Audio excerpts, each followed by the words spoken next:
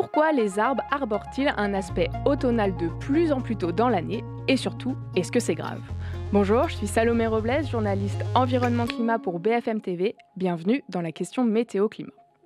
Alors, vous l'avez sûrement remarqué, ces dernières années, l'été ressemble de plus en plus à l'automne. Alors, clairement pas en termes de température, mais surtout en ce qui concerne les arbres. Parfois, en plein mois d'août, comme ça a été le cas cette année justement, on voit les feuilles des arbres se parer de teintes jaunes et oranges, et parfois tomber au sol, donc comme à l'automne. A l'inverse, des fois, au mois de novembre, certains arbres ont toujours des feuilles bien vertes et bien accrochées. C'est que le dérèglement climatique leur en fait voir de toutes les couleurs. Et sur le long terme, c'est loin d'être anecdotique. Tout ça, c'est un sujet qui est pris bien au sérieux par l'ONF, l'Office national des forêts. Brigitte Muche, vous êtes chef du département ressources génétiques forestières à l'ONF. Bonjour. Bonjour. Merci beaucoup d'être avec nous. Alors, pour commencer, on va peut-être vous poser une première question pour revenir à la base. Pourquoi est-ce qu'en automne, comme actuellement, les arbres ils perdent leurs feuilles? Alors, c'est un phénomène tout à fait normal. Alors, tous les arbres ne perdent pas leurs feuilles, hein. Vous avez les résineux qui vont les garder tout au long de l'année. Et on va avoir même plusieurs années d'aiguilles sur les arbres. Mais là, on va s'intéresser aux feuillus et qui, en effet, perdent leurs feuilles à l'automne. Alors, c'est un mécanisme tout à fait normal. Les feuilles, c'est une centrale énergétique pour l'arbre.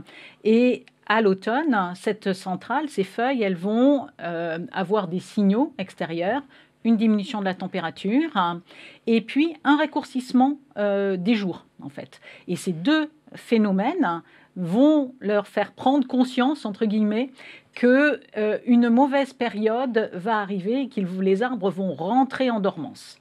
Donc, il y a une molécule qui est sécrétée à ce moment-là, l'éthylène, qui va provoquer un petit bouchon au niveau du pétiole de la queue des feuilles et qui va arrêter net la transmission de sève dans la feuille. Et donc, la feuille va petit à petit mourir. Et on va avoir un passage du vert qui est dû à la chlorophylle et qui permet la photosynthèse, à des jaunes orangés, parce que la chlorophylle va diminuer en fait complètement son activité, et les autres pigments qui n'étaient pas visibles dans la feuille vont apparaître, et c'est pour ça que les arbres se parent d'aussi belles couleurs à l'automne. Très bien. Et du coup, comment ça se fait que ces dernières années, on voit ce phénomène que d'habitude on voit à l'automne, on le voit en plein été, en plein mois d'août? Alors, ce n'est pas exactement en fait le même phénomène qu'on voit. On a l'impression, ça donne les couleurs de feuilles marron, mais pas ces jaunes orangés généralement. Et c'est des phénomènes totalement, un petit peu différents. Donc, je disais, la feuille, c'est une centrale énergétique. Et qu'est-ce qu'elle fait? Elle permet à l'arbre de respirer et de transpirer. Et lorsque l'on a des fortes chaleurs, des fortes sécheresses, c'est ces mécanismes-là qui sont en fait altérés. L'arbre, lorsqu'il fait sec, va s'arrêter de transpirer. Parce que quand il transpire, il fait monter la colonne de sève dans l'arbre. Et quand il n'y a plus d'eau dans le sol, au lieu de faire monter de l'eau et de la sève, il fait monter des bulles d'air. Et les bulles d'air, pour les arbres, comme pour les humains, dans les vaisseaux, c'est pas très bon. C'est pas terrible. Hein, ils font de l'embolie. Donc, les arbres arrêtent et les feuilles arrêtent ce mécanisme-là, se mettent en dormance. Et donc, les feuilles meurent en quelque sorte. Et cette année, on a eu un deuxième phénomène qui s'est superposé, et ce n'est pas tous les ans, c'est qu'il y a eu de très fortes températures. Oui. Et les feuilles ont brûlé, en fait. Et on n'avait pas tout à fait les mêmes couleurs. Hein. En se promenant, on avait des feuilles qui étaient plus blanches, hein. Puis des feuilles qui étaient à moitié vertes, à moitié marron, blanches, hein, entre le fait qu'elles étaient au soleil ou pas. Donc, ce qu'on a observé, c'est à la fois la conséquence de la sécheresse et des fortes chaleurs. Exactement. Et du coup, on se demande quelles conséquences ça a. Est-ce que c'est grave pour les arbres? Et du coup, qu'est-ce qui se passe à l'automne quand, en fait, ils ont déjà eu ce phénomène-là qui leur est arrivé en plein mois d'août? Alors, s'ils ont perdu leurs feuilles en plein mois d'août, il y en a qui peuvent redémarrer, mais ils n'ont plus leurs feuilles de manière générale. Alors, c'est grave, oui et non. C'est-à-dire que si ça se passe une seule année, ça n'a pas de grosses conséquences pour l'arbre. Mais c'est l'effet d'accumulation, de répétition qui est grave. Parce que, comme je vous disais, la feuille, c'est la centrale. Et donc, elle transforme le CO2 en carbone et donc en sucre, et pour l'arbre, le moyen de redémarrer l'année suivante. Donc, moins j'ai d'accumulation de réserves, moins j'ai d'énergie pour redémarrer le printemps suivant. Donc oui, ça peut avoir des conséquences importantes. Et surtout, j'arrête ma croissance au mois d'août au lieu de l'arrêter en octobre. Donc je perds 2 mois, quoi. Oui. Et on imagine que toutes les espèces d'arbres ne sont pas égales face au phénomène. C'est un peu différent. En effet des arbres qui ont des fonctionnements complètement différents, qui supportent plus ou moins bien l'effet de sécheresse, l'effet d'embolie dont on parlait il y a un instant. Et il y a des vaisseaux qui supportent bien et des arbres qui supportent bien et d'autres pas du tout. Et les premiers qu'on voit souvent perdre leurs feuilles, c'est les bouleaux. Okay. Très rapidement, un bouleau, dès qu'il fait un peu sec, il commence à avoir les feuilles qui jaunissent et qui disparaissent, qui tombent au sol, et d'autres qui sont vraiment beaucoup plus résistants, et en particulier les espèces méditerranéennes. Ok.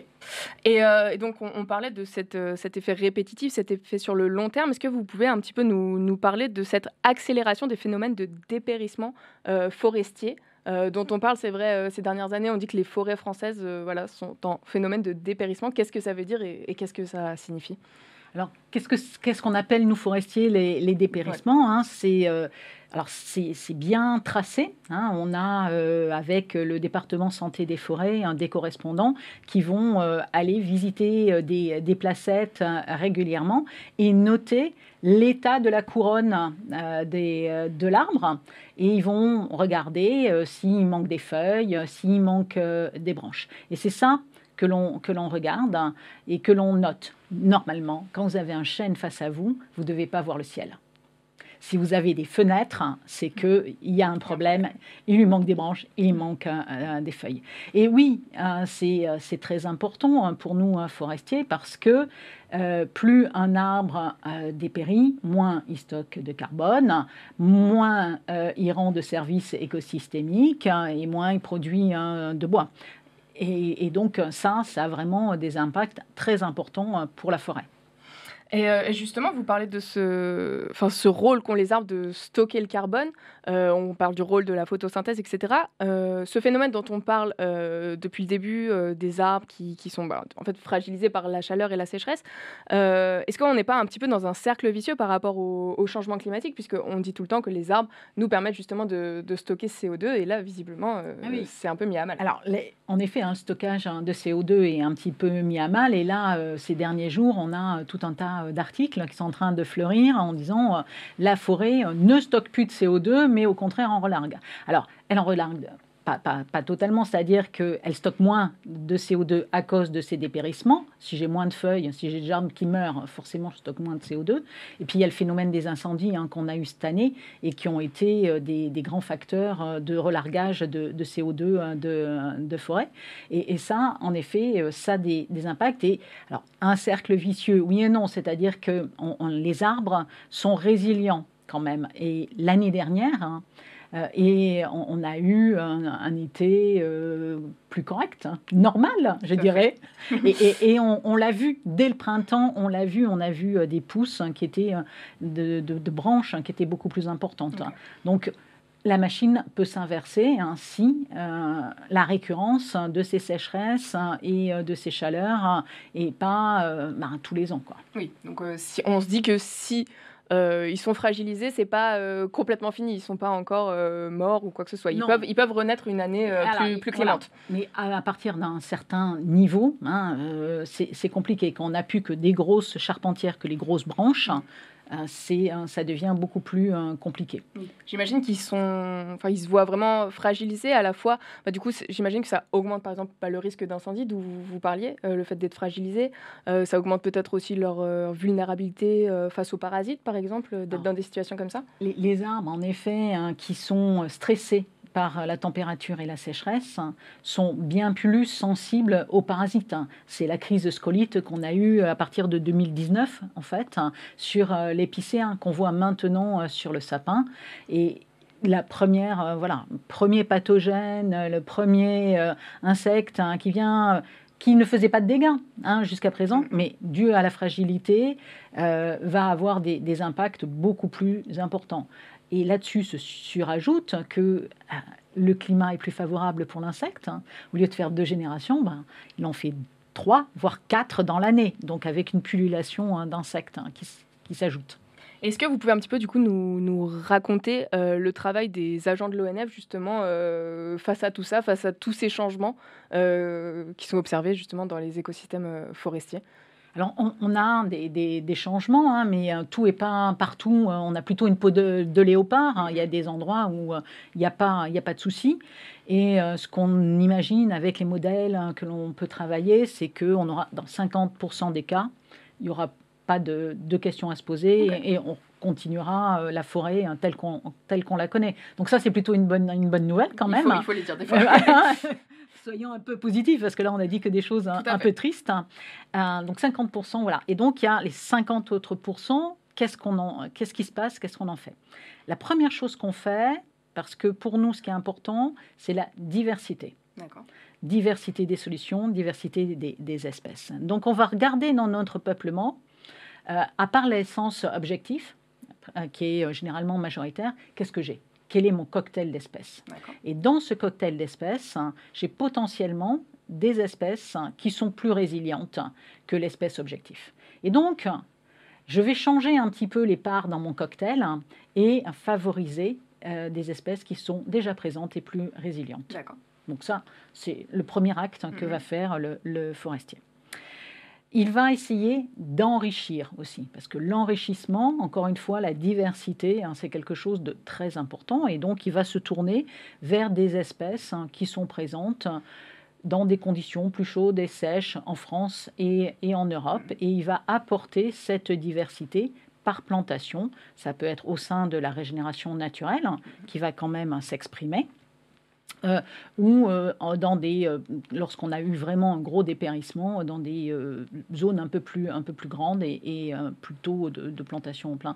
Mais on va vraiment essayer d'accompagner la régénération naturelle, parce que on a aussi, on le sait, lorsqu'on a des pressions très fortes de l'environnement, une sélection plus forte qui se fait, et on peut espérer que les espèces s'adaptent plus rapidement que de normal. Ok, donc on mise d'abord sur la régénération naturelle et on l'accompagne. Et on accompagne la régénération naturelle. Alors ça ne sera pas possible dans tous les cas. Lorsque, comme dans l'épicéa en plaine, on sait que la course est complètement perdue. Et on va tenter de mettre surtout des espèces plus résilientes et souvent du feuillu. Ok.